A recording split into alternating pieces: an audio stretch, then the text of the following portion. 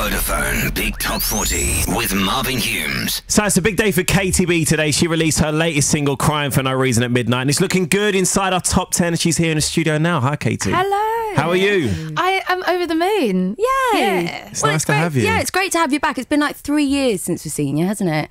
What have you been doing? Wow. Where have you been? It's crazy when you say it like that, isn't it? It's like, just feels like the other day. 3 years. Madness. It's a long time. So you've been writing the album. Tell us, where have you been?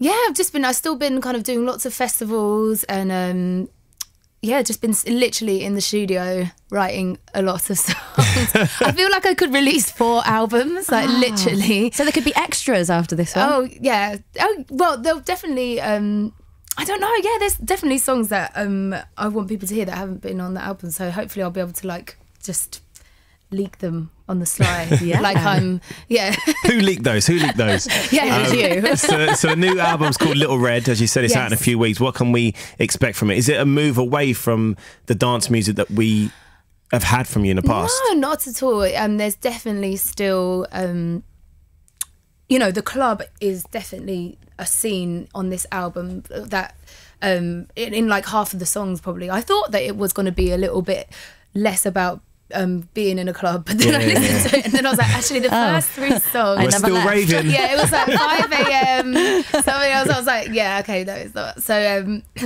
but the way that I wrote it actually was a little bit different from the first one, because on the first one I kind of got a lot of instrumentals and I kind of wrote over it like a rapper would, if you know what I mean, like but on this album, a few of the songs as well, I kind of went into the studio from scratch.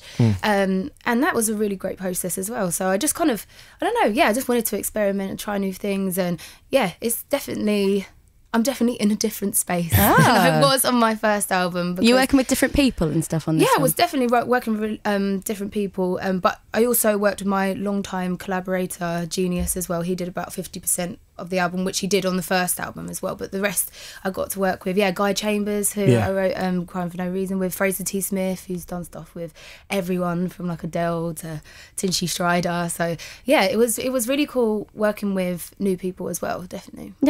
We've read that you're on the road again soon as well. You're going to be playing, I've got the list here, Brighton, London, Oxford, Birmingham and Manchester. Yes. When's in March, March, in March, and it's all sold out as well, which is brilliant. And then but I've got a new date in October at the Roundhouse, October the 23rd. Oh, the Roundhouse is incredible as well. I'm really excited about it. Oh, what an incredible thing.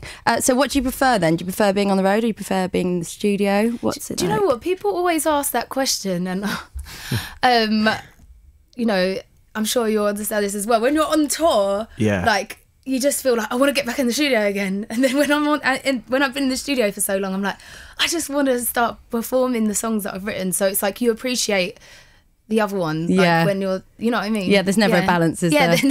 No. So you're like, I can't wait to write some new songs. What can we expect from your live shows? You're a very little lady, but you do fill that stage. What can we expect when you get out there?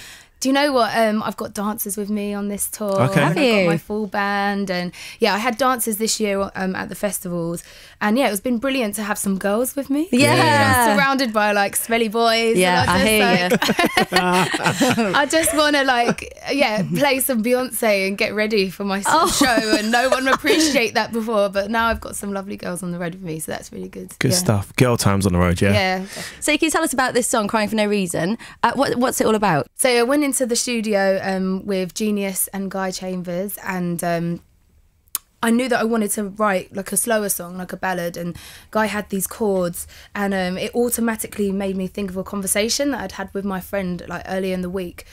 She rang me up and she was like really upset because she said she'd just been driving her car and she'd stopped at the traffic lights and all of a sudden she just burst into tears, and she really emotional. But she didn't know why she was crying. She was just crying. I love a good cry for no reason though, actually. It's really random. So she said to me that she realised like hours later that it was because of her breakup that she'd had like 6 months ago.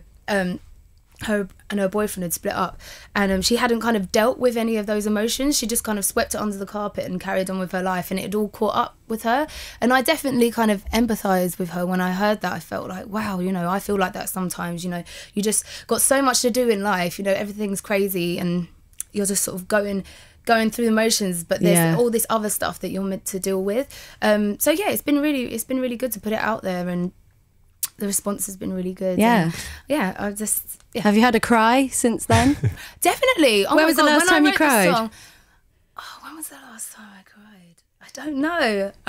Should we do it now? I don't actually remember. You two should have a cry together. Maybe right now. yeah, but I have cried listening to this song because it definitely, like, after I wrote it, I was like, you know, I can listen to it and just think about my friends, all the different conversations that I've had. So, yeah, it's intense. Yeah. Obviously, Guy Chambers is famous for writing all of the big hits with Robbie. Yeah. Was that sort of added pressure for you working with him? Was it the first time you worked with him? Yeah, it was the first time I'd worked with him, but no, I was really excited to just be in the studio with someone who'd written such wicked songs, and I just felt like really excited to learn from him and just to go through that experience. So yeah, I was really, really What excited happened? Did about you just it. get in the studio and you sat down? Did you have a chat first? Yeah, you have to have a chat first, because it's like kind of like going to school for the first time. A bit like, oh no, I better wear my best clothes and brush my hair and like going up to Primrose Hill to see if I don't think I'd ever even been to Primrose Hill. Get a new pencil case. Yeah, literally, new notepad, and it's like, oh hi, but he's a joker, and like we just got on we got on really well. When I went with Genius as well, he produced the song, so yeah, I had a friend to go with, so it was fine. Good stuff. Yeah. Have you been surprised by the reaction to the track as well? Yeah, I don't know. I think, it's really weird actually, because my makeup artist just said, she was like, my mum really likes it. Oh, really? And my Likes said, it. my aunt really likes it. So yeah, big up the mums and the aunts. It's the crying, isn't it? Everyone can relate to crying for no reason. Yeah. And forcing yourself. Well, it's a new entry on our chart today. You got a message for your fans who've been downloading it today, Katy? Yeah, I just want to say a massive, massive thank you to everyone who's supported this single. Thank you. Will you introduce it for us? Okay. Hey, this is Katy B, and this is my new song, Crying for No Reason, on the Vodafone Big Top 40. The Vodafone Big Top 40 with Marvin Humes.